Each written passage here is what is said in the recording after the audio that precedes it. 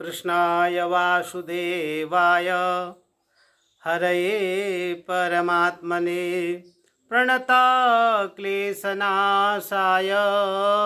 गोविंदाय नमो नमः।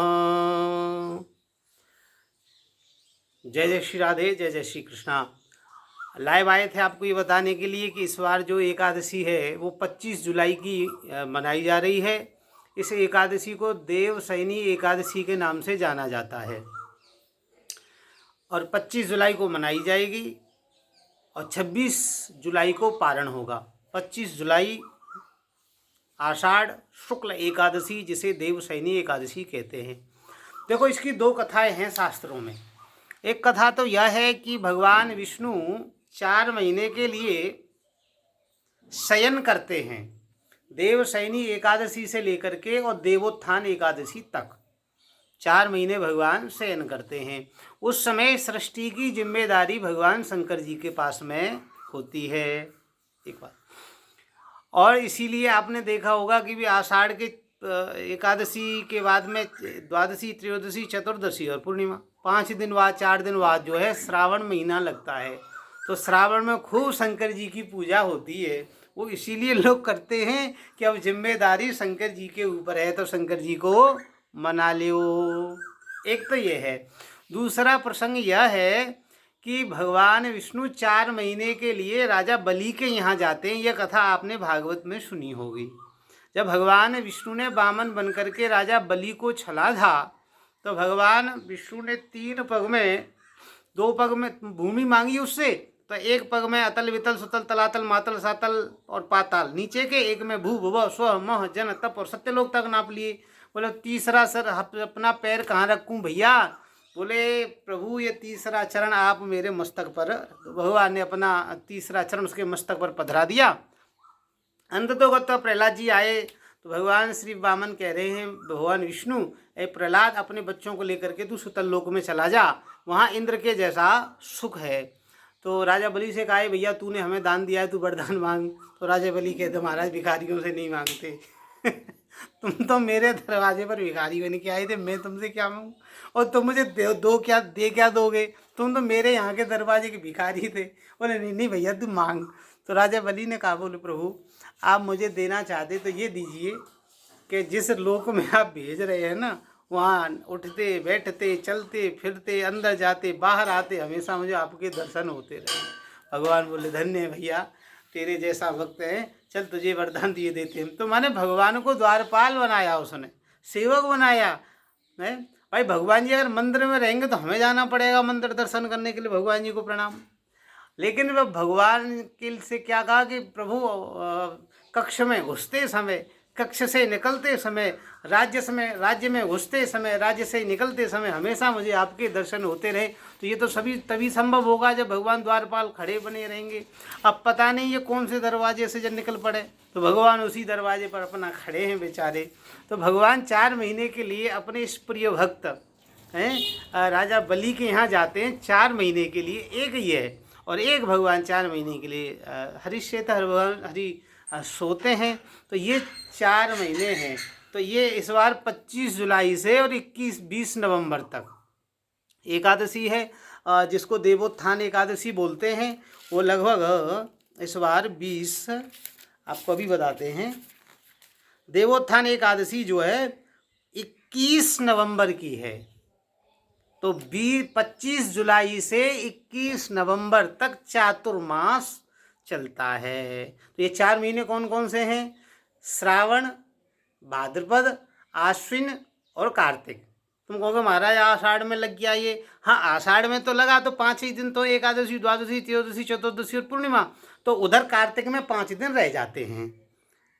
एकादशी, द्वादशी, त्रयोदशी, चतुर्दशी और पूर्णिमा, द्वादशी, त्रयोदशी, चतुर्दशी, पूर्णिमा, तब तक चातुर्मास रहता है। यहाँ एकादशी से लगता है। तो ये 4 महीने का चातुर्मास होता है। अच्छा एक चीज़ और इसका विशेष, देखो ये चातुर्मास है क्या? तो देखो अभी ग्रीष्म ऋतु निकल के गई है, बैसाख और जेठ ये ग्रीष्म ऋतु के महीने हैं 2। अब आषाढ़ और श्रावण ये हैं वर्षा ऋतु के, और भाद्रपद और क्वार, जैसे आश्विन को क्वार कहते हैं वो आश्विन, ये 2 महीने हैं शरद ऋतु के, और कार्तिक और अगहन मार्गशीर या मार्गशीर्ष, ये जो महीना अगहन का है इसको ये मार्गशीर कहते हैं या मार्गशीर्ष कहते हैं संस्कृत में, जो भी है आप समझें। तो अगहन नाम से आप समझ सकते हैं, तो वो समझें आप। और यहाँ आश्विन नहीं समझ पाएंगे, क्वार समझें, क्वार। तो ये, हाँ, तो ये 2 महीना है, ये आषाढ़ श्रावण के, ये वर्षा ऋतु के हैं। और क्वार भाद्रपद और क्वार, ये 2 महीना है शरद ऋतु के, और कार्तिक और अगहन महीना है हेमंत ऋतु के। तो देखो अब मेरे कहने का भाव समझना, मैं क्या बताना चाह रहा हूँ आपको कि ये जो महीने हैं 4, भादों, क्वार, कार्तिक और ये श्रावण का, श्रावण, भादों, क्वार और कार्तिक, ये 4 महीने हैं। तो पहले क्या होता था, अभी भी होता है, पहले क्या वो अभी भी है, पहले हमारे ऋषि मुनि, ऋषि महर्षि, ब्रह्मर्षि, राजर्षि, ये सब जंगलों में रहते थे। तो वहाँ इस वर्षा ऋतु में बाढ़ आ जाती थी, नदियों में उफान आ जाते थे। तो हमारे जो ऋषि थे वो किसी न किसी अपने राजा के यहाँ आकर के और 4 महीने तक आराधना करते थे, विशेष आराधना 4 महीने तक करते थे। और फिर शाम को उस राजा के राज्य में प्रवचन भी किया करते थे एक समय, है ना। तो आपको प्रमाण बता दें, वैसे तो शास्त्रों में कई जगह प्रमाण है, लेकिन लोक प्रसिद्ध प्रमाण आपको बताएं श्रीमद् भागवत जी का, क्योंकि आप सबको पता है चातुर्मास व्रत करने के लिए महात्मा आए थे द्वारिका में। तो ये जाम्बवती नंदन सांब है, इस सांब ने धोती पहनी, उसके साथ और भी द्वारिका के बच्चे थे।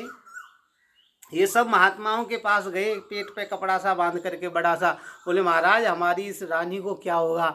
महात्माओं ने नेत्र बंद करके देखा, हो ये तो हमारी परीक्षा लेने के लिए आए हैं। अरे भैया जी, कोई रानी तो है ना जो जाके कछु होगो, लेकिन तुमने हम महात्माओं की परीक्षा ली, हम तुम्हें श्राप देते, इससे होगा मूसल, और उस मूसल से तुम्हारे यदुकुल का संहार होगा। समझ रहे हैं आप, यदुकुल का संहार होगा। तो ये उसी चातुर्मास से संबंधित कथा है। तुम पहले महात्मा चातुर्मास करने के लिए जाते थे। आज भी हमारे जो उच्च कोटि के महात्मा जो गिर गुहा के समीपस्थ जो अभी रहते हैं, वो भी किन्हीं न किन्हीं कभी कहीं, कोई जयपुर में, कोई दिल्ली में, कोई मुंबई में अपने बड़े बड़े सेठों के यहाँ जाते हैं और चातुर्मास करते हैं। तो ऐसे करके राजस्थान में जाते हैं बहुत से साधु महात्मा अपने शिष्य परिकरों के यहाँ, लेकिन जगह जगह नहीं घूमते कि 15 दिन वहाँ रहे, 10 दिन वहाँ रहे, 20 दिन वहाँ रहे, ऐसे नहीं। 4 महीने पर एक ही जगह रहते हैं, और जो मिलने वाले होते हैं उनसे वहीं आकर के मिलते हैं, और ये वहीं साधना करते हैं। जिसके यहाँ जाते उसी के यहाँ साधना और शुद्ध सात्विक भोजन और एक समय भोजन लेते हैं। क्यों? क्योंकि बरसात का महीना है। वैज्ञानिक दृष्टि से भी आप देख लीजिए, ये हरी पत्ती नहीं खानी चाहिए। हरी पत्ती की कोई भी सब्जी, हरी सब्जी बरसात के मौसम में न खाएं, वर्षा ऋतु में, क्योंकि इन पे जो है वर्षा होती है तो तरह तरह के संक्रमण आ जाते, फंगस पैदा हो जाते हैं जो कि हानिकारक होते हैं। तो इसीलिए महात्मा जो है एक समय भोजन करते हैं। अच्छा, जठराग्नि भी हमारी मंद हो जाती है वर्षा ऋतु में, तो इसलिए भी जो है एक समय भोजन किया जाता है इस चातुर्मास में। तो महात्मा एक समय भोजन करके चातुर्मास व्रत करते हैं।